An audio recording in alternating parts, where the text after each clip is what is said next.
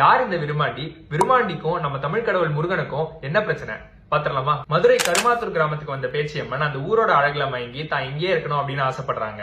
ஆனா அங்க ஏற்கனவே இருந்த பேய்காமன் இது என்னோட எல்லை, நீ உடனே கிளம்பணும் அப்படின்னு சொல்லி அவங்கள விரட்ட, அவங்க தன்னோட அண்ணனான விருமாண்டிய கேரளாவில போய் பார்த்து இந்த மாதிரி ஒருத்தன் என்ன விரட்டுறான், நான் இந்த ஊர்ல இருக்க ஆசைப்படுறேன், எனக்கு வந்து உதவி பண்ணு அப்படின்னு சொல்லி கூப்பிடுறாங்க. அதுக்கு விருமாண்டி எனக்கு இங்க எல்லாமே கிடைக்குது, நான் உன் கூட வந்தா எனக்கு தினமும் சூழி பொண்ணு சூழி மாடு கொடுப்பியா அப்படின்னு சொல்லி கேட்கிறாரு. சூழி மாடு அப்படின்னு சொன்னா நிறமாத கர்ப்பிணியா இருக்கிற மாட்டோட வயிற்று அறுத்து அதுக்குள்ள இருக்கிற சிசுவை எடுத்து படையல் போடுறதுதான் சூழி மாடு. அதே மாதிரிதான் சூழி பொண்ணும். தன்னால அது கொடுக்க முடியாது அப்படின்னு தெரிஞ்சும் பேச்சியம்மா நான் கொடுக்குறேன் அப்படின்னு சொல்லி கூட்டிட்டு வராங்க. உடனே கருமாத்தூர் வந்து பேய்காமனுக்கும் விருமாண்டிக்கும் பயங்கரமா சண்டை நடக்குது.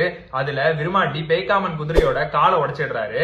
ரொம்ப நாள் சண்டை தொடர்ந்துகிட்டே போறதுனால மீனாட்சியும் சொக்கநாதரும் முருகனும் வந்து பஞ்சாயத்து பண்றதுக்காக வராங்க. ஒட்டப்ப நாயக்கனூர்லயும் மதுரை மொட்டக்கோபுரத்துக்கு பக்கத்துலயும் கொடி ஒண்ணு நட்டு வைப்போம், அது யாரு ஃபர்ஸ்ட் போய் எடுத்துட்டு வராங்களோ அவங்களுக்கு தான் அந்த எல்லை சொந்தம் அப்படின்னு சொல்லி பஞ்சாயத்துல சொல்லிடுறாங்க. இப்ப நம்ம முருகன் என்ன பண்றாரு, விருமாண்டி ஏற்கனவே பேய்காமன் குதிரையோட காலை உடைச்சிருக்காரு இல்லையா, இப்போ இந்த குதிரை ரெண்டுத்தையும் ஸ்வாப் பண்ணி விட்டுறாரு. நொண்டி குதிரையை தன்னோட அண்ணனுக்கு கொடுத்ததுனால கோவப்பட்ட பேச்சியம்மா இனிமே நாங்க முருகனை கும்பிட மாட்டோம், முருகன் கோயிலுக்கு போக மாட்டோம், முருகன் கோயிலுக்கு போற குடும்பத்தை நான் சும்மா விட மாட்டேன் அப்படின்னு சொல்லி சாபம் விட்டுறாங்க.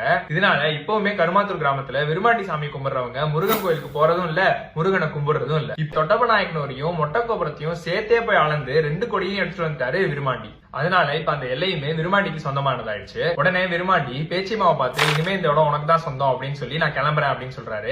அதுக்கு பேச்சியம்மா நீ இங்கே இரு, திருப்பி பேய்காமன் வந்தாலும் வரலாம் அப்படின்னு சொல்லி பயப்படுறாங்க. சரி அப்படின்னா நான் கேட்டபடி சூழி பொண்ணும் சூழி மாடும் தினமும் கொடுத்துருவல்ல அப்படின்னு சொல்லி விருமாண்டி கேட்க, உடனே பேச்சியம்மா ஒரு தந்திரம் பண்றாங்க. டக்குன்னு கையில இருந்த மோதிரத்தை கழட்டி ஒரு கிணத்துக்குள்ள போட்டு, அண்ணன் மோதிரம் கிணத்துக்குள்ள விழுந்துருச்சு, கொஞ்சம் எடுத்து கொடுக்குறீங்களா அப்படின்னு சொல்லி பேச்சியம்மா கேட்க, பாவம் போல விருமாண்டியும் அந்த கிணத்துக்குள்ள இறங்குறாரு. அப்போ டக்குன்னு பேச்சியம்மா ஒரு கல்ல எடுத்து அந்த கிணத்தை போட்டு மூடிடுறாங்க.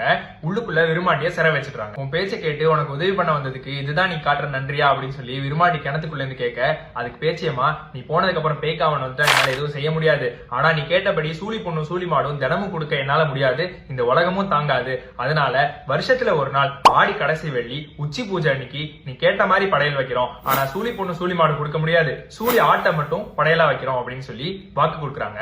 அதுபடி இன்னைக்குமே கருமாத்தூர்ல வருஷா வருஷம் ஆடி கடைசி வெள்ளி உச்சி பூஜையில சூரிய ஆட்டை பலி கொடுத்துட்டு தான் இருக்காங்க. அந்த ஒரு நாள் மட்டும் விருமாண்டி கிணத்துக்குள்ள இருந்து வெளியில வந்து படையலை ஏத்துக்கிட்டு பக்தர்களுக்கு அருள் கொடுக்கறதா நம்புறாங்க. பஞ்சபூத பரமாற்றலுக்கு நன்றி உணர்வோம்.